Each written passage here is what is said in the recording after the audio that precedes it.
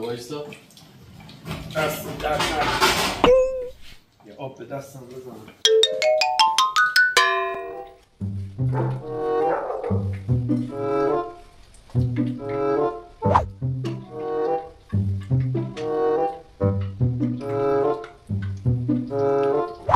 اون دوربینو ببین.